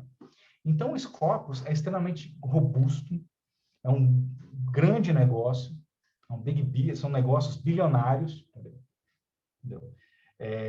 Ela integra, acho que o maior mecanismo de busca e indexação do mundo, que é confiável, entendeu? Ela é um concorrente da Web of Science, é muito maior, só que a Web of Science, por ser mais antiga, ser mais restrita, tem um status ainda maior. E até porque algumas agências de fomento acabam demorando um pouco mais a incorporar o Scopus Site-Score, ela acaba não tendo o mesmo efeito em termos de avaliação dos periódicos. Mas, eu particularmente, eu me lido muito melhor com o Scopus do que com a Web of Science. Eu acho muito mais prático, muito mais claro, mais confiável. Às vezes eu faço algumas buscas no Web of Science, eu tenho dúvida do que eu estou vendo. Já com o Scopus eu não tenho essas dúvidas. Então, eu gosto muito dos Scopus. Quando eu quero fazer uma busca sistemática para falar do que eu estou olhando internacionalmente sobre determinado tema, para cercar o campo, para achar o estado da arte, eu uso Scopus. Ah, você vai achar todos os artigos no Scopus? Não. Mas quando ele não acha, ele fala onde você acha. Não sei por quê, tem alguma coisa aqui no meu computador devido a essas senhas. Eu apertei um botão hoje para poder baixar, baixou quase tudo. Porque ele deve ter reconhecido algumas senhas que eu tenho. Mas, fora isso, essa é uma limitação. Quando você não acha, você vai ter que procurar outras fontes, no Google, por aí vai. Porque o Scopus, ele indexa. Ele não é uma biblioteca. O Google também não é uma biblioteca. Ele indexa, mas se ele achou o PDF, mesmo que seja um PDF provisório, ele vai te mostrar.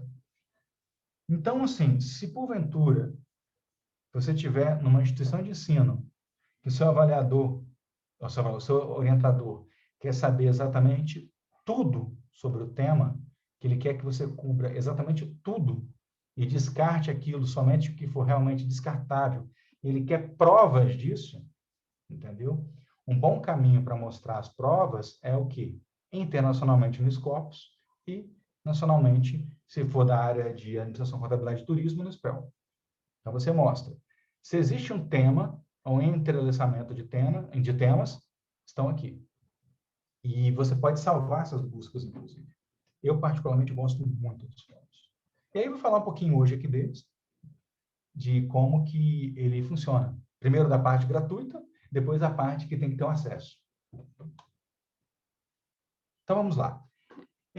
Eu sugeriria vocês tentar entrar aí, pelo menos colocar scopus.com, só para vocês verem.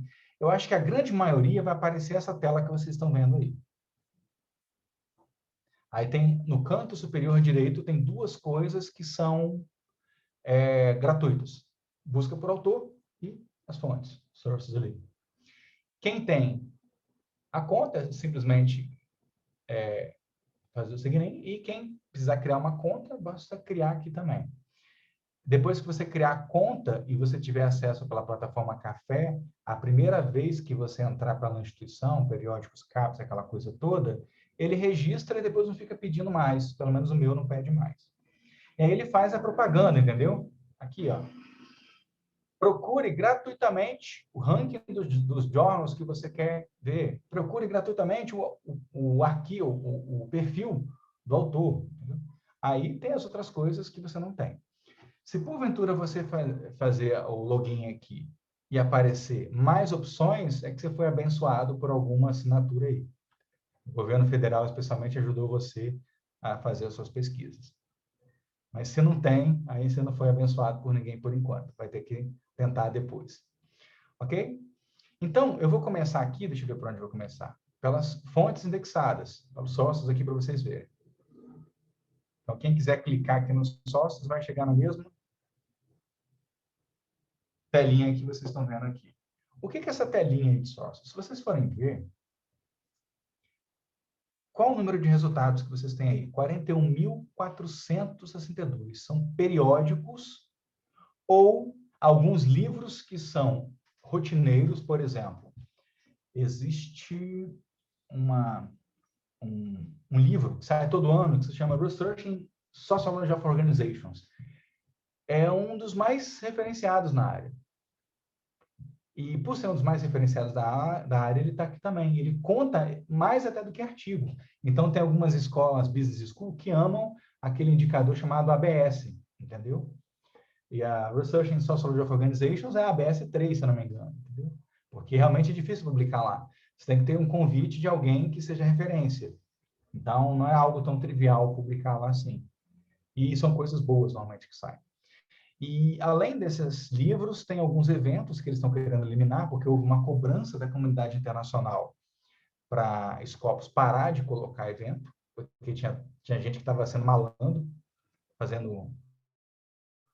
inflando alguns eventos para poder ganhar indexação. E aí tem de tudo até área. Então, aqui vocês podem achar vários periódicos, inclusive na nossa área nós temos alguns. Igual eu coloquei aqui para vocês, revista de administração Mackenzie. Só para quem quiser fazer uma busca para achar, vocês vão achar Mackenzie como uma revista brasileira. E aí, assim, é de analfabeto mesmo aqui, administração sem cedilha, sem tio, sem nada. Tem que ser desse jeito, senão ele não reconhece. E se vocês forem clicar no Find Sources, vai aparecer aqui, ó. Eu fiz busca por quais? Eu fiz busca pela revista de administração Mackenzie. Aí ele salvou o perfil ali, colocou uma marcazinha embaixo. Eu procurei a revista de administração de empresas, quem quiser adicionar também, e eu procurei a revista de administração pública, todas brasileiras. Tem mais? O Brasil tem a Brazilian Business Review, tem a BAR, tem a Cadernos EBAP,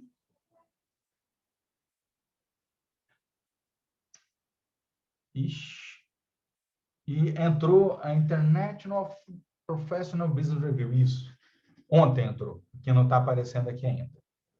Então, são essas que tem brasileiras que eu não me... da nossa área, lá, administração contabilidade e turismo. Do Brasil tem muito mais. Então, o que ele mostra? Ele mostra ali as opções, quais são os periódicos, ele fala o site score, citações no período de 2016 a 2019, documentos e percentual de documentos citados. Então, olha que bonitinho aqui, ó. Se você pegar 214 citações e dividir por 167 documentos publicados, você vai ter o quê? Um site score, que é um fator de impacto, como eu falei para vocês, de 1.3. Então, esse é o fator de impacto da RAI, lá, o maior de toda a história da RAI. Disparadamente, eles mudaram a conta, como pegou mais antigo e o time de administração um pouco maior, isso ajudou a RAI. Então, se você for ver aqui, é uma forma de você avaliar, nesse caso aqui, as fontes, quem é referenciado e quem não é. Ah, isso é importante? Tem instituição de ensino que fala o seguinte: você pode publicar o que você quiser, desde que esteja no JCR, no Scopus. Tem instituição que fala isso. E eu tenho colegas que trabalham em instituições assim. Então, o que meus colegas fazem? Ah, tem um artigo, sei lá, entendeu? Sobre a história de negócios da China com o Brasil. Então, qual seria o melhor periódico para enquadrar disso, desde que esteja no Scopus JCR? Tem que procurar. Então, essas buscas também ajudam para você encontrar o artigo que você quer. Encontrar o periódico que você quer publicar o seu artigo. Então, tem várias utilidades. E aí, quando você clica num periódico desse, quando você seleciona um deles e clica, entendeu? Ele aparece algumas informações, que eu não dei muito detalhes agora, que são informações mais detalhando o site score. Agora, uma outra coisa também que é interessante para quem pesquisa área é, na mesma busca, só que ao invés de você buscar pelo título, você pode pesquisar pela área. E aí, você pode escolher qualquer uma das áreas que você tem dentro dos Scopus. Os Scopus, ele se organiza numa hierarquia. Ele tem grandes áreas e tem sub-áreas. Por exemplo, a nossa área, para quem é da área de gestão, é Business Management and Accounting. Só que é o seguinte, basicamente tem algumas coisas que estão em Decision Sciences, tá? Há uma sobreposição também. Mas está basicamente ali.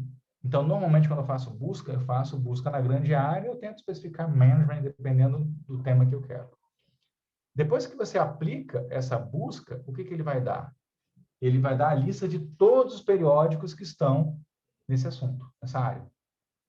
Aqui no caso, olha a quantidade. 1.933 periódicos. Isso, há 10 anos atrás, se eu não me engano, eram 390, 360. Então, cresceu muito o número de periódicos indexados. Então, assim, qual que é o periódico mais citado hoje? Então, aqui está o Academy of Management Analysis. O que ele publica? Revisões. São artigos guarda-chuva. E por que artigos guarda-chuva são citados? Você está com preguiça de ler tudo, você lê primeiro no guarda-chuva para ter mais ou menos uma ideia do que está rolando. É uma coisa que eu proíbo meus orientandos, mas eles fazem assim mesmo, entendeu? De ficar lendo artigo guarda-chuva, eu falo para eles irem na fonte. Mas como eles são mais espertos que eu, eles fazem e me enganam ainda, né? Mas fora isso, se a gente for olhar, esse aqui tem muito review, Journal of Management tem muito review, esse aqui eu não conheço as publicações, esse é de review, ou seja, nessa parte de citação, review domina. São os melhores artigos? Normalmente, não. Então, por isso que a gente não pode avaliar a qualidade do periódico somente pelas citações. Mas dá para ter uma ideia do que é citado. Dá para ter uma ideia desses movimentos. E isso aqui ajuda. Você quer filtrar os mais citados, o primeiro quartil, o segundo quartil, você quer fazer alguns filtros, ele te dá alguns filtros, por nacionalidade, inclusive. Você quer publicar num periódico da Nova Zelândia, que você quer ficar famoso lá para ser convidado para um congresso de graça lá um dia, você pode procurar também, entendeu? Então, é uma fonte interessante de busca. E aí tem a outra parte aqui, que é a busca por autor. A busca por autor, cadastrado ou não, normalmente os autores que têm artigos publicados no Scopus que foram registrados estão lá. Então, você pode fazer qualquer busca, pode fazer pelo OrcID, entendeu? E, às vezes, a base não sabe, entendeu? O que é OrcID, o OrcID do autor, você coloca pelo nome. Aqui, no caso, eu fiz pelo meu nome, que é eu mesmo. Eu coloquei lá primeiro nome, Luciano, segundo nome, Rossoni, não tem muito segredo. Ele vai achar fácil porque é específico. Então, quem quiser colocar, que entrou aqui na AutoSearch, vocês podem colocar o nome de vocês, o nome do orientador de vocês, de algum pesquisador que você conheça, para poder fazer a busca. E é bem simples. Depois que você fez, quando ele tem dúvida, ele lista vários. No meu caso aqui, ele colocou Luciano Rossoni, documentos 20, H-Index 6, ele coloca o Unigran Rio, e não tem como mudar. Ele só vai mudar quando sair um artigo meu registrado no Scopus, que tem lá no label Federal de Berlândia. Se ele não fizer isso, ele não vai mudar. Então, aí eu não tenho domínio sobre isso. É diferente de algumas bases. Então, nesse caso aqui, para você identificar autores, quando você esteja curioso, identificar o nome de vocês, que vocês querem colocar lá na assinatura de e-mail, é uma ferramenta interessante.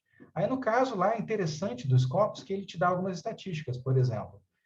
Ele te dá o que foi citado seu, em que ano foi citado, quem citou, quais são os documentos mais citados. Então, ele te dá algumas estatísticas daquilo que está no Scopus, ou seja, aquilo que é citação internacional. Acho que vale a pena, é legalzinho, entendeu? E aí, tem essa parte aqui, infelizmente, que é a busca restrita, é a parte mais legal dos Scopus, mas se porventura alguém que está aqui assistindo e não conseguir usar e conseguir no futuro usar, está guardado. Então, coloquei ali alguns caminhos que tem dicas interessantes. Essa busca nos textos é a busca de documentos propriamente dito. Então, se eu for fazer uma pesquisa acadêmica de referências para saber o que eu posso ler, o que eu preciso ler melhor, essa é a área. E aí é o seguinte, como que eu tenho acesso? Para quem tem acesso a periódicos CAPES, entra no periódicos CAPES, tem um acesso café lá. Eu entro pela CAPES, vocês podem entrar pela federal de vocês, tentar descobrir algum vínculo. Eu acho que qualquer pessoa que tem cadastro na CAPES, como bolsista, ex-bolsista, avaliador, tem acesso a isso também, desde que você faça o cadastro no café.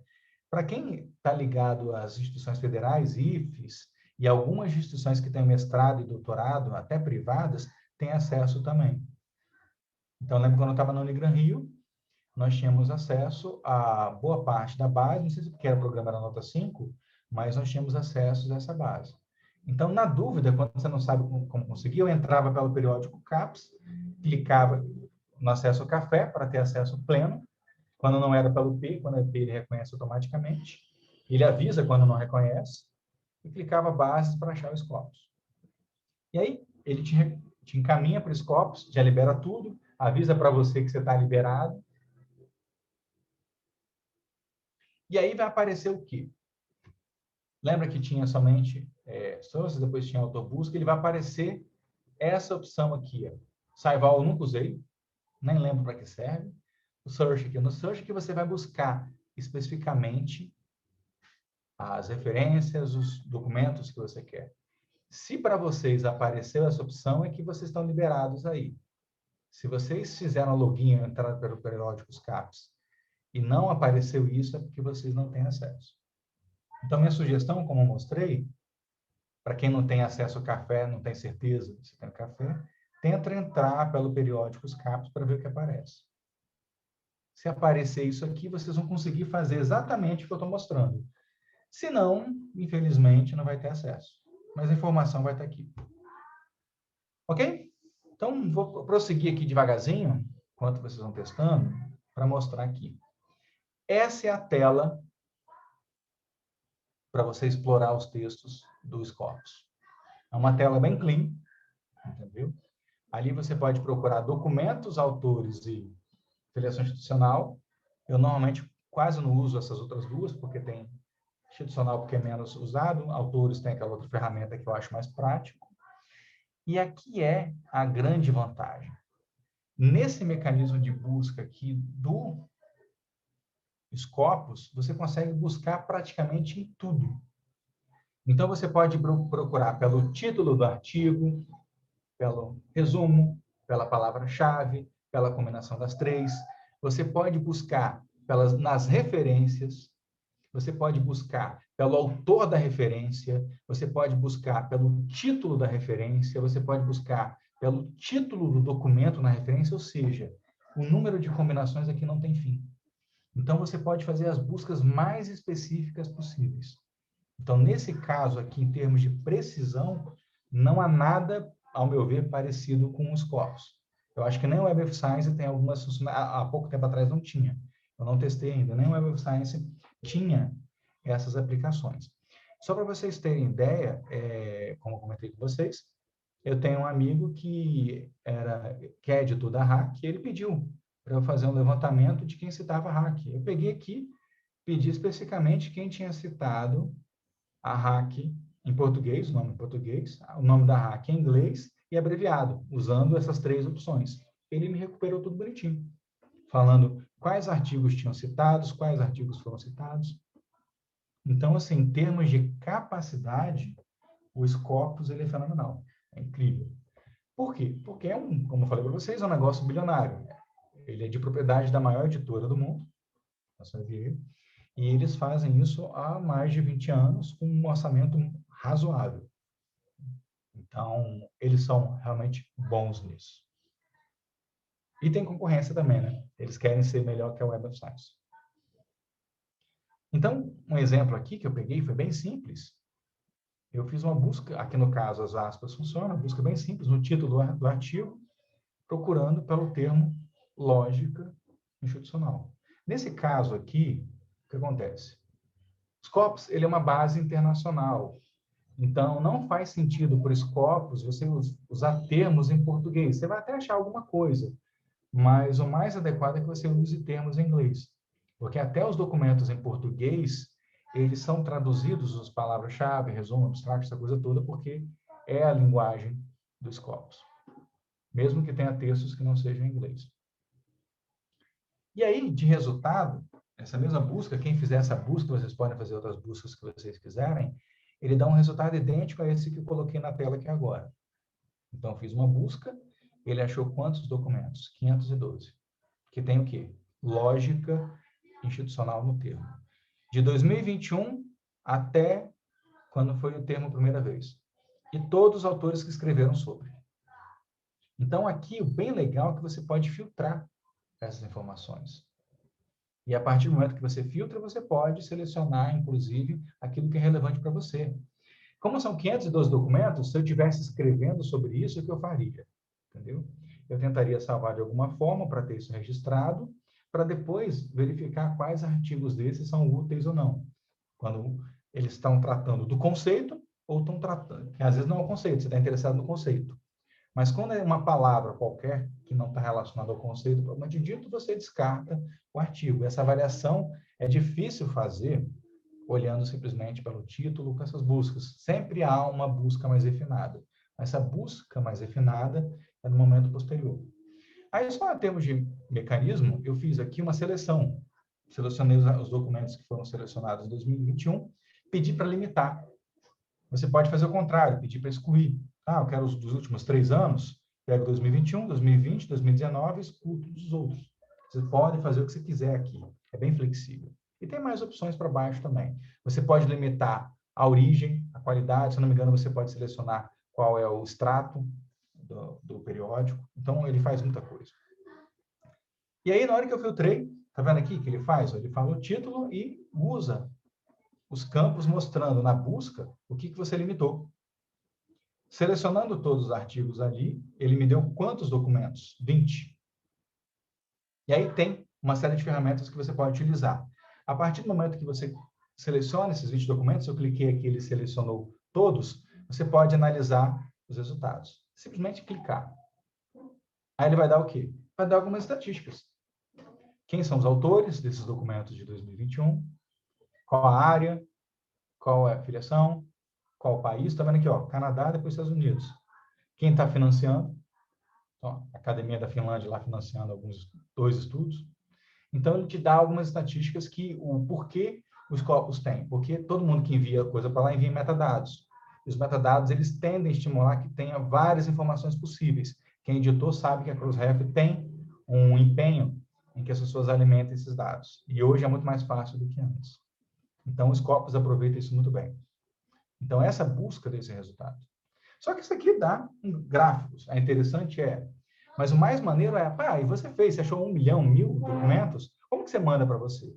Aí, essa aba cinza aqui, que é a parte interessante aqui, é bem útil. E engraçado que, para mim, as 2 melhores ficou nos 3 pontinhos, que eu vou mostrar para vocês aqui também. Essas coisas aqui servem para quê? Para você salvar e explorar aqueles documentos que você selecionou.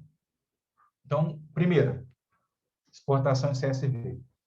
Ele não exporta somente CSV, ele exporta para vários formatos. Você pode exportar diretamente para o Mendeley, para Excel, para o WebText, texto plano, o formato RS, que é do EndNote, ou seja, você pode exportar diretamente e você pode escolher os campos que você quer do artigo para enviar para lá. Ele normalmente coloca pouca coisa, mas se você quiser colocar dados mais completos para você usar no seu aplicativo de citação, ou para fazer um estudo. Vou fazer uma meta-análise e analisar redes de cor-citação de um tema. Você vai lá, inclui referência, inclui um monte de coisa. Ele vai te dar limitadores, não vai deixar você pegar tudo, mas funciona muito bem. Então, quem faz pesquisa bibliográfica, cientométrica, essa coisa toda, usa muito essa ferramenta aqui. Continuando. Download. Essa ferramenta aqui é legal. Você tem que instalar uma extensão do Chrome, mas depois que você clica um documento, se vocês estiverem vendo aí, tá vendo que ele mostra aqui, ó, check publisher, download, ele vai baixando tudo que ele tem, que ele pode baixar, que é aberto, ou você tem acesso, que ele descobriu, e quando não tem, ele te dá um linkzinho. Ou seja, ele identifica para você e vai salvando todos os PDFs para você. Então, é lindo isso aqui. Em termos de trabalho, o Spell faz isso mais rápido, mais condensado, porque está tudo lá, mas esse tipo de trabalho aqui também adianta bastante. Então, eu quero fazer download rapidamente do que eu achei, esse é o botão. É o botão que facilita a vida dos estudantes. Professor Luciano, Oi. hoje mesmo eu fui tentar baixar uns artigos desse modo e falava que não estava disponível para download. Ele ficava vermelhinho aqui, ao invés de azul, ficava vermelhinho. Eu não sei se foi essa questão de várias senhas aí que você falou que eu tenho salvo aqui, de algum modo. Aí, ao invés de clicar no download, eu pedia para ver o artigo no site onde ele está publicado. E lá eu consegui fazer o download. Aí eu não entendi. Isso. Você sabe o que Mas acontece? foi uma alternativa. Não, com certeza. Assim, eu te contar. Depois que você faz a busca nos corpos, tem um monte de coisa que você vai ter que futucar para achar, né? E, às vezes, a primeira fonte do artigo, que é a editora, sempre está fechada. Às vezes você acha na página do autor, entendeu? Às vezes você acha um working paper. Então, tem aquela história, não tem cachorro, casca com gato? Nesse caso aqui, a gente acaba usando isso também. Em muitos casos, quando a gente não tem acesso diretamente ao link da editora, você consegue, especialmente página do autor. Eu uso muito, não sei se vocês conhecem, que os autores colocam lá, que é o ResearchGate. E tem vários autores que compartilham artigos por lá direto. Às vezes tem um artigo lá que chegou recentemente, que está no meu alerta. Aí eu peço para o autor, pô, me manda esse artigo aí, não usando esse termo, né? Aí alguns falam, não foi publicado ainda. Aí você fala, paciência. E por quê? Não posso ver antes, não vou copiar seu trabalho? O povo acha que, né? Mas tudo bem. Aí tem aqueles que vão lá e enviam e agradecem ainda que você está pedindo, né? Então, são comportamentos distintos. Então, sempre a gente, se não achou na fonte original, vai tentando, vai futucando, sempre acha. Nesse caso aqui, tem essas senhas que o meu acaba de, acho que ele já sabe, porque ele deve reconhecer o P alguma coisa, porque quando eu entro no SearchGate, ele fala, você tem acesso a Sage e você consegue baixar, tem acesso a Spring e você consegue baixar. Nesse aqui, quando eu fiz, ele achou várias coisas, ele já foi fazendo o download automático. Quando é da UCV, a UCV é dona dos copos, ela libera tudo, que é tudo a mesma assinatura, eu acho. Então, há casos que ele não libera. Quem perguntou foi? Taíla. Ah, ok, Camila. Mas é isso mesmo. Não deu certo? Vai tentando. Não desiste, não. Beleza, obrigada, Aí professor. temos... tudo bem. E assim, quanto mais você deixa salvo e o OrchID vinculado a várias dessas plataformas, parece que a inteligência dele funciona melhor. Quando essas bases estão vinculadas ao OrchID, parece que funciona melhor. Então, fique atento a isso. Porque você pode fazer login pelo OrchID. Eu faço muito isso. Aí tem o View Citation Overview, que é para simplesmente você ver algumas estatísticas de citação. Aí ele mostra ali o que foi citado em 2019, 20, 21. Aí alguma pessoa mais atenta pode perguntar, professor, mas como o artigo que foi publicado em 2021 foi citado em 2019? Que a pessoa vê o futuro? Não, não vê o futuro. Aí, assim, existe uma prática não muito ortodoxa na academia, e existe ainda, de o periódico ficar online por muito tempo. Então, tem um artigo que eu cito ele desde 2015, que ele foi sair na versão definitiva em 2020. Então, quando ele saiu em 2020, já era um artigo extremamente citado. Por que os periódicos fazem isso? Porque tem uma fila, mas se você acreditar que todas as pessoas são puritanas, você vai achar que não vai ter nada de errado. Mas eu acho que tem também. Eu acho que alguns fazem isso para deixar mais tempo à disposição para alavancar a citação. Não tem nada de errado. Mas o que acontece? A Web of Science agora, ela vai registrar o momento da citação quando fica online. Então, esse tipo de coisa não vai funcionar mais. E Scopus deve estar seguindo esse caminho também. Por quê? Porque a gente estava fazendo isso para alavancar citações. E como que era um mecanismo não muito ortodoxo, eles estão tentando coibir. Então, esse View Citation Overview, ele mostra as trajetórias e citações desses documentos que você filtrou. E esse aqui é legal também, entendeu? Ele mostra o que aqui? No caso, quem citou. Então, eu quero saber quem citou esses textos ali, ele mostra. Se fossem artigos mais antigos, a lista seria muito maior.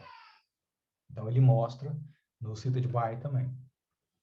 Esse Cited By é uma ferramenta que provavelmente eles incorporaram na tecnologia da Crossref. Inclusive, o periódico que eu sou editor, a RKDM, tem Cited By lá também. Se alguém é autor de algum artigo na RKDM, quando você clica no artigo, ele já foi citado, não dentro dos corpos, em qualquer área, ele aparece lá, quem citou. Então, é bonitinho, é fácil de incorporar, só que você tem que pedir a Crossref e eles te pedem algumas coisas em troca, de depositar referências, e é bem legal deixar isso transparente. E aquela coisa, se a gente não registrar as referências, ninguém vai saber que os brasileiros são citados. Então, é uma prática que os periódicos devem vir fazer. E aí, continuando, tem essa parte aqui para você criar listas. Então, eu posso chamar isso aqui Lógica Institucional ano 2021. Coloco o nome, salvo, posso criar várias listas. Se eu sou um usuário recorrente do Scopus, eu posso ficar salvando essas listas lá, com diferentes buscas. se um aluno está fazendo revisão de literatura da tese ou dissertação, é um momento de busca e organização, e às vezes faz mais de uma vez, também é uma estratégia interessante. E aí vai nos pontinhos. Esses pontinhos são muito legais. Então, por exemplo, o primeiro deles, a primeira opção dos pontinhos é as referências citadas por esses textos. Aí não sei por que ele mostrou os 31 ali, entendeu? Foram os 31 que citaram, aqui foram 20 documentos citados, ele mostra as referências dos que citaram, 3.236 referências. Então, para quem quer fazer uma pesquisa nas referências de cocitação, essa coisa toda, a ferramenta está aqui, ó, nessa parte de cima. E aí tem a última, que é imprimir, enviar por e-mail, salvar como PDF ou criar bibliografia, que é o último item da opção.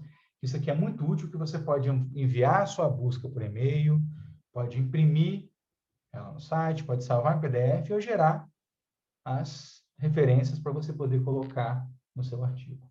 Ou seja, aquilo que eu mostrei para vocês que operava no Spell, que tem alguns elementos do Spell, que no Google há algumas coisas, no Scopus tem muito mais. O Scopus ele foi criador de muitas dessas tecnologias, ele é um benchmarking aí, então vale a pena olhar e aprender com ele. Você aprendendo com o Scopus, você consegue entender do Spell, consegue entender do Web of Science, e por aí vai. Cada um tem sua carinha diferente, tem sua amigabilidade, alguns são mais amigáveis, outros menos. Eu acho o Scopus amigável, desde que você saiba o que você esteja fazendo. Então, eu particularmente gosto muito. Okay? E aí, pessoal, questões sobre os Scopus?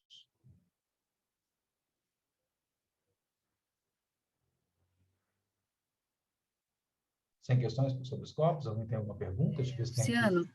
Luciano, Oi? se você não tiver o acesso pelas universidades, nem a busca dá para fazer, né? Nem a busca, assim, só para a gente ter a... Você consegue fazer os autores e as fontes, mas a busca, essa última que eu fiz, não faz. É uma pena, né? A Pietra chegou e eu não ouvi a resposta. Não, sem problema. De vez em quando aqui tem um monte de zumbizinho aqui perto de casa também. Os meninos vêm na porta, olham. Faz parte, trabalhar Então, online. nem a busca sai, nem a busca, porque se aparecesse pelo menos a busca, depois a gente vai no artigo completo, de repente pelo Google, acontece. né? Oi? É a parte... Não, ela nem aparece opção, quando eu mostrei para vocês. Nem aparece opção. Quando você tem um cadastro, ele mostra lá a busca por autor e a busca das fontes, que é o impacto, propriamente dito. Agora, aquela busca de referências, de publicações, não aparece. Só aparece quando você faz um acesso por uma biblioteca federal ou por algum ente federal, entendeu? É uma pena, mas assim, é porque acontece. Como eu falei para vocês, é um negócio bilionário, é um negócio. E o governo federal, ele contrata serviço da Scopus, da UCV, eu não sei quais detalhes do contrato, mas o investimento era realmente muito alto. Teve uma época que eu sei que a CAPES gastava quase R$1 bilhão com todas as assinaturas, essa coisa toda. Hoje eu não sei quanto gasta mais. Era o orçamento da CAPES, que vinha da FINEP. Hoje, não sei como está. Pelo menos ao Scopus a gente ainda tem acesso. Ok? Alguma pergunta a mais, gente? Eu acho que assim. Professor Luciano, Daniel, tudo bem? Oi, Daniel, tudo bem? Joia. No Scopus aqui eu estou tentando fazer, né, testando aqui, fiz uma pesquisa de 269 documentos, tentei fazer o download e aparece uma mensagem falando que eu posso fazer no máximo 50 download de 50 documentos, né? Eu tentei pela faculdade fazendo o cadastro, mas eu acho que é só isso mesmo. Deve ser de 50 em 50. Não, ok. Porque eles fazem por dia isso? Daí, Luciano? Por dia? Não. 50 por dia? Não, você faz 50, seleciona os primeiros 50. Aí você marca onde você parou a seleção, desmarca e marca no próximo. Aí marca mais 50. Por que eles fazem isso? Na internet tem robô. Então, se você colocar lá uns robozinhos para ficar capturando tudo o tempo inteiro, você baixa os Scopus inteirinhos sem pagar nada. Entendeu? Então, para evitar esse tipo de coisa, para que robozinhos capturem todo o trabalho deles de década que gastaram, sei lá, talvez bilhões, eles colocam essas travas. E também não somente isso. Eu não sei hoje, mas antigamente tinha um problema de performance. Se você deixava buscas muito longas e muito complexas, e um número muito grande de pessoas fizessem, você poderia sobrecarregar o sistema. Hoje, eu não sei se ainda tem essas limitações, mas no passado tinha. Não, tá ok, obrigado, Luciano. Obrigado, viu? Beleza. Gente, assim, o que acontece? Foi rápido, foi um mini curso, foi uma introdução, foi para vocês terem contato. Como eu comentei para vocês, eu deixei o contato, está ali, lrossoni@ufo.br. Quem quiser falar comigo, fiquem à vontade. E eu vou colocar novamente aqui no chat. Cadê o chat? Cadê você? Achei.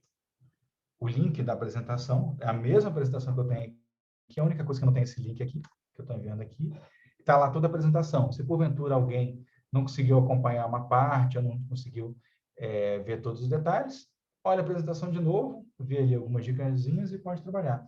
E o link da apresentação está aqui. No Zenodo, compartilhei de novo com vocês. Então, gente, espero que vocês tenham aprendido alguma coisa, entendeu? Eu achei que falei, gente, será que eu vou dar conta de falar isso em 2 horas? Realmente, hoje, eu me superei, eu consegui ser eficiente. Não sei se eu fui tão eficaz assim. Foi. Obrigado, Luciano.